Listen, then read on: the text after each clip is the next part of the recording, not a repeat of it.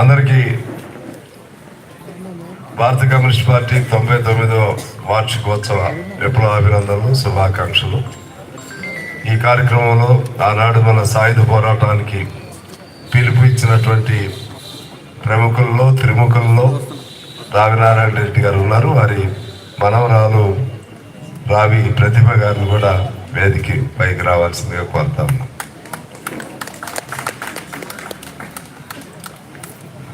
అందరికీ నమస్కారం.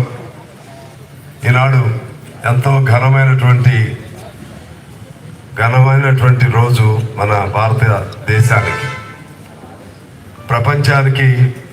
1848 ఘనమైనటువంటి దినం. కమ్యూనిస్ట్ మేనిఫెస్టోని ఆవిష్కరించుకున్నటువంటి రోజు. భారతదేశానికి భారత కమ్యూనిస్ట్ పార్టీని ఆవిర్భావం చేసుకుని 98 ఏళ్ళు అయ్యి 99వ సంవత్సరంలో అడుగుపెట్టాం.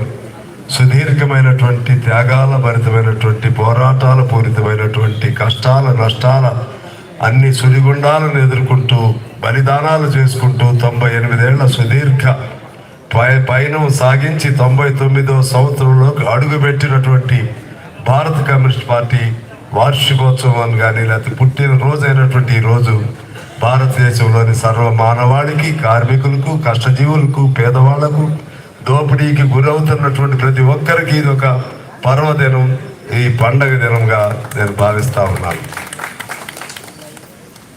1917 సోవియట్ యూనియన్, ఆనాటి రష్యాకి అది పర్వదినం. ఆ ప్రేరణతో అనేక దేశాల్లో కమ్యూనిస్ట్ పార్టీ ఆవిర్భావానికి అది ఒక శ్రీకారం చుట్టడం అయింది. 1848లో మేనిఫెస్టో మార్క్స్ గారు రాశారు.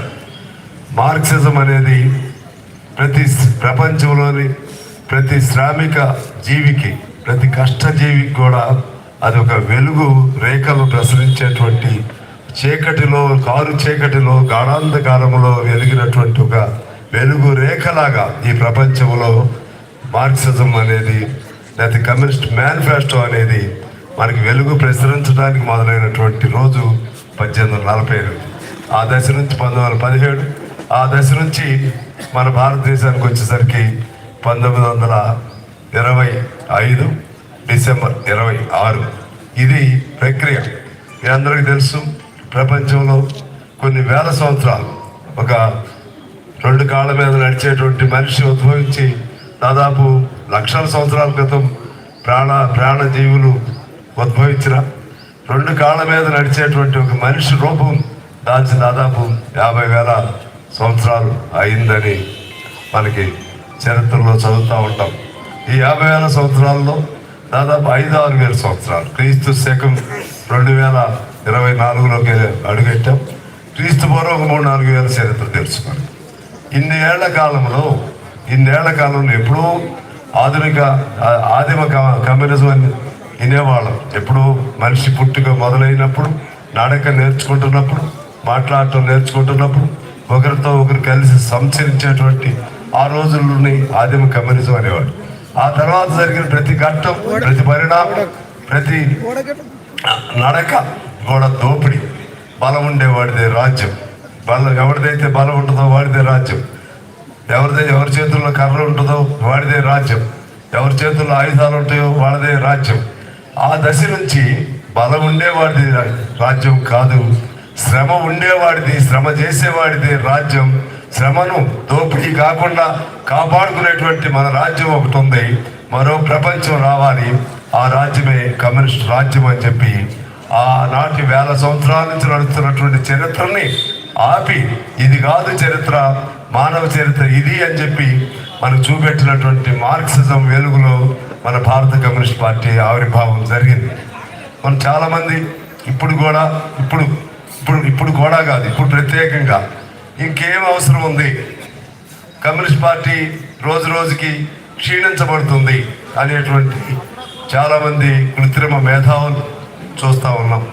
అదే సమయంలో ఎర్ర జెండా కనబడితే లక్షల మంది హృదయాల్లో ఒక నూతన ఉత్తేజం, ఉత్సాహం, ఒక కొత్తదనం. ఇప్పుడు కూడా కమ్యూనిస్ట్ పార్టీ సభ్యులు కాకపోయినా, కమ్యూనిస్ట్ పార్టీ వారు కాకపోయినా, ఎర్ర జెండా అంటే అభిమానించేటువంటి వాళ్ళు లక్షలు కోట్లలో ఇప్పుడు కూడా వాళ్ళ హృదయం స్పందిస్తూ ఉంటుంది ఎర్ర జెండా చూస్తే. లయ, ఆ లయ అది ఒక ఆర్డర్లో లయ కొట్టుకుంటూ ఉంటుంది, గుండె లయ. ఈ జెండా ఉండాలి, ఈ ఎర్ర జెండా ఉండాలి అని. కొంతమంది ఏమో ఇది ఇంకేం అవసరం అనుకుంటున్నారు. మనందరూ తెలుసు, ఈ దేశంలో ప్రపంచ సంగతి పక్కన పెట్టిన ఈ దేశంలో వచ్చిన ప్రతి సంస్కరణ మన కమ్యూనిస్ట్ పార్టీ ఉద్భవించిన తర్వాతే వచ్చింది. భూ సంస్కరణలు కానీ, రైతాంగ విధానాలు కానీ, కార్మిక చట్టాలు కానీ, కార్మిక విధానాలు కానీ, పని హక్కులు కానీ, నువ్వు ఏది తీసుకోండి, ఏది పురోగతితో కూడినటువంటి ఏ సంస్కరణ అయినా సరే కమ్యూనిస్ట్ పార్టీ ఉద్భవించిన తర్వాతే ఈ భారతదేశంలో చట్టాల రూపంలో అవన్నీ ఆమోదించుకోవడం జరిగింది. కమ్యూనిస్ట్ పార్టీ ఉద్భవించిన తర్వాతే అణగారినటువంటి, నోరు లేనటువంటి, అది అనుక్షణం నిర్బంధాలు గురవుతూ అహర్నిశలు తమలో తాము కుమిలిపోయేటువంటి ఒక అన్నార్తలు, పేదవాళ్ళు, లేకపోతే బడుగు బలహీన వర్గాలకి ఒక గుండె, ఒక ధైర్యం, ఒక గొంతుగా వచ్చింది ఎప్పుడంటే ఈ ఎర్ర జెండా పుట్టిన తర్వాతే. ఆ గొంతుకి వాళ్ళు కూడా అవసరమే. కొన్ని కోట్లాది మంది, ఇప్పుడు కూడా కోట్లాది మంది చాలని జీతాలతో బతుకుతూ ఉన్నారు.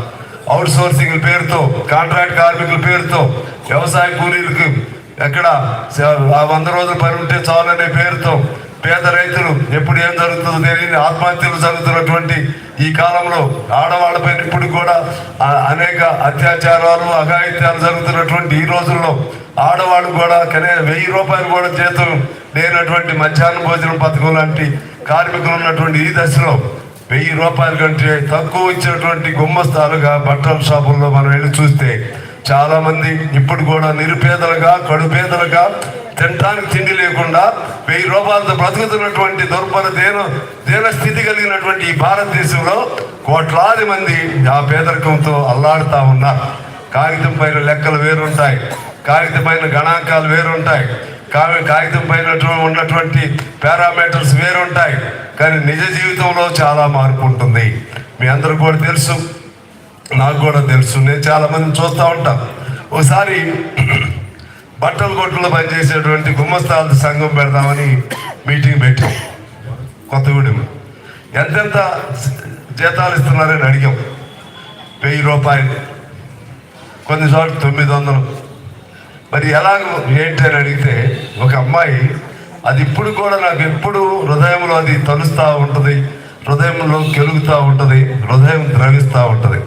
ఆ అమ్మాయి కూడా బాక్స్ తీసుకుని, బాక్స్ మామూలుగా మన భోజనం తీసుకెళ్ళే బాక్స్ తీసుకుని ఆ అమ్మాయి కూడా వెళ్ళేది. బాక్స్లో అన్నం ఉండేది కాదు. బాక్సు మళ్ళీ అందరూ తింటుంటే నేను తినకపోతే మళ్ళీ అదొక అపహాస్యానికి గురవుతాను. తింటున్నట్లు యాక్షన్ చేయడానికి బాక్స్ తీసుకెళ్తున్నానని చెప్పి అందరిలో ఆ అమ్మాయి చెప్పింది. ఈనాడు కూడా ఆ దీన స్థితి ఇప్పుడు కూడా ఈ భారతదేశంలో ఉంది. మరి వీటన్నిటిపైన అడగాలంటే ఎవరు, పోరాటం చేయాలంటే ఎవరు, ఉద్యమాలు చేయాలంటే ఎవరు? అడిగేవాడు లేకపోతే ఈ దోపిడీ యథాతథంగా కొనసాగుతూనే ఉంటుంది. ఇవాళ నిన్నగా మొన్న ఒక ఎమ్మెల్యే సీటు మనం గెలిచాం. ఒక ఎమ్మెల్యే సీటు మనం గెలిస్తే 2 రాష్ట్రాల్లో, 2 తెలుగు రాష్ట్రాల్లో, 2 తెలుగు ప్రజలు, 2 రాష్ట్రాల్లో తెలుగు ప్రజలు, మన పార్టీలు కాని వాళ్ళు కూడా ఎంతో ఎంతో సంతోషపడ్డారు, సంబరాలు చేసుకున్నారు, ఫైర్ క్రాక్స్ని ఉపయోగించారు.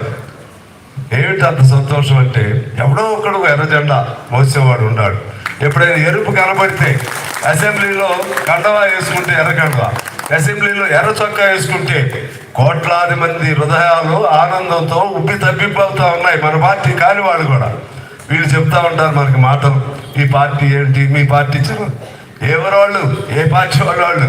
ఇవాళ ఒక పార్టీ, రేపో పార్టీ, ఎల్లుండో పార్టీ, దిక్కుమొక్కు లేకుండా రోజుకో పార్టీలు మారేవాళ్ళు ఒకే పార్టీని నమ్మి, ఒకే జెండాను నమ్మి, ఒకే సిద్ధాంతాన్ని నమ్మి ప్రాణాలైన సరే త్యాగాలు చేసిన వాళ్ళ వారసులుగా కొనసాగుతున్న మన పార్టీకి పేర్లు పెడతా ఉంటాం.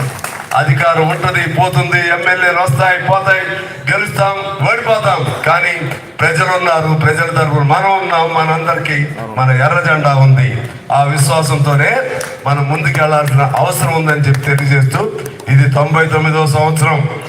99 కాదు, ఇంకో 100 ఏళ్ళైనా, ఆ తర్వాత 1000 ఏళ్ళైనా, ఈ జీవితం, ఈ సృష్టి ఉన్నంత కాలం, ఆకాశం నేల ఉన్నంత కాలం, గాలి వెలుతురు ఉన్నంత కాలం ఉండేటువంటి జెండా ఏమిటంటే ఎర్ర జెండా మాత్రమే.